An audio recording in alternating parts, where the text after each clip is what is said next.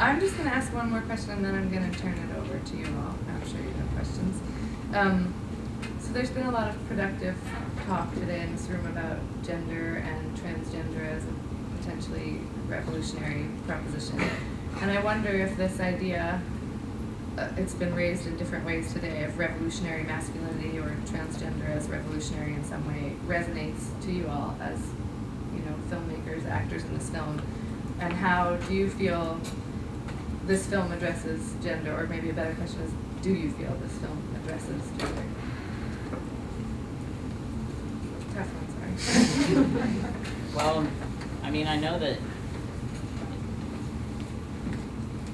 it kind of has this, how does it address gender? I mean, in some ways it's like,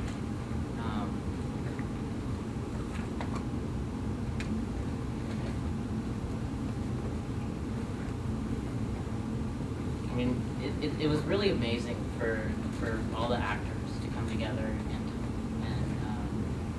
and for it to be, you know, a transgender project. But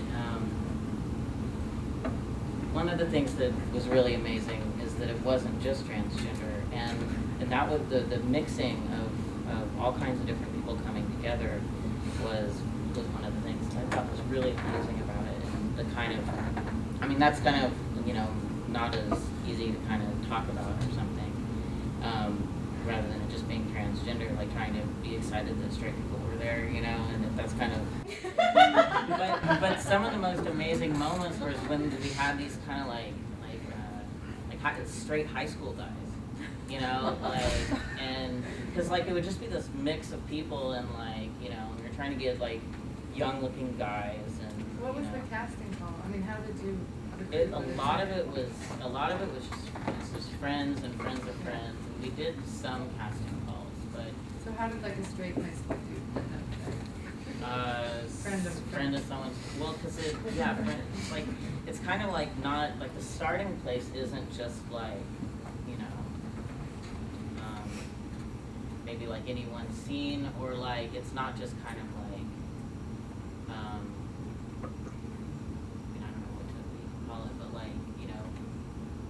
Gay San Francisco or something. It's like, it's kind of like DIY scenes, and like, you know, people's friends of friends, and like, you know, punk rock guys, and like, you know,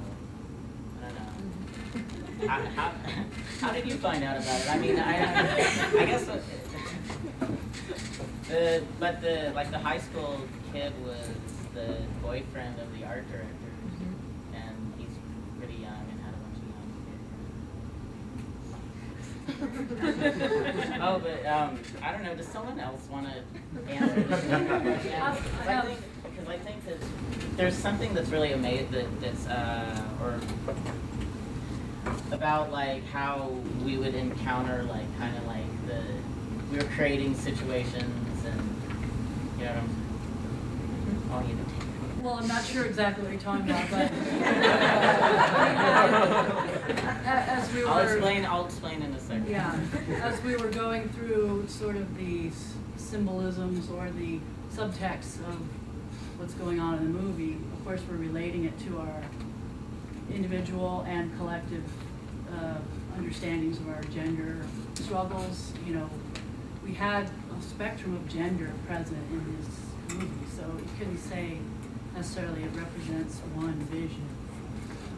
However, for me, that was part of my motivation as my character to always retain that in my sort of heart.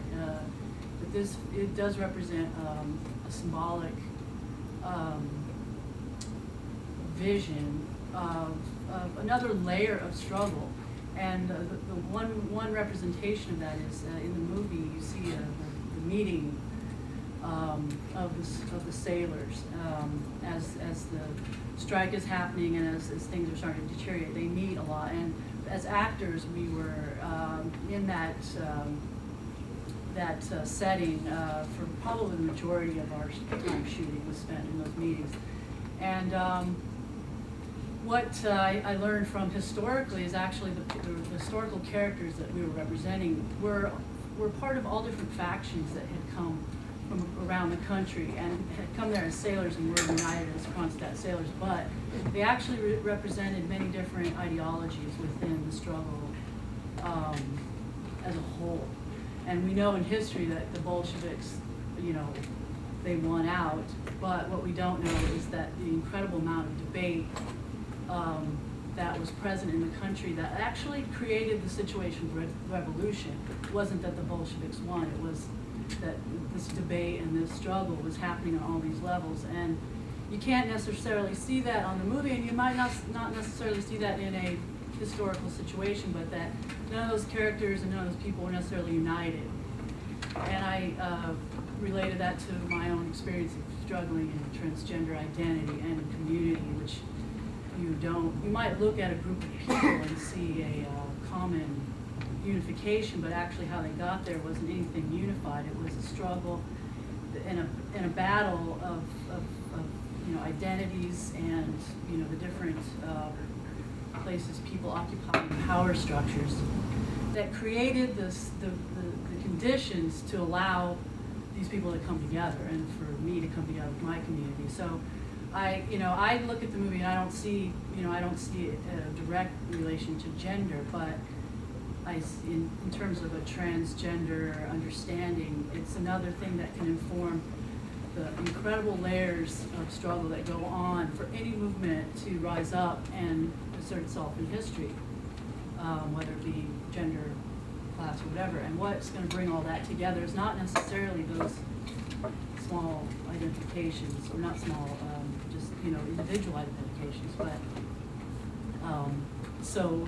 the outcome, it doesn't necessarily, to me, I don't see this as a transgender movie, and I think that's why it's so brilliant as well, because it's going to speak to, it disrupts gender, because all those people, you can't tell what gender they started from or where they're going necessarily, but so that's important to disrupt. But in terms of a direct, I think it is more mythical, more symbolic that it's operating on.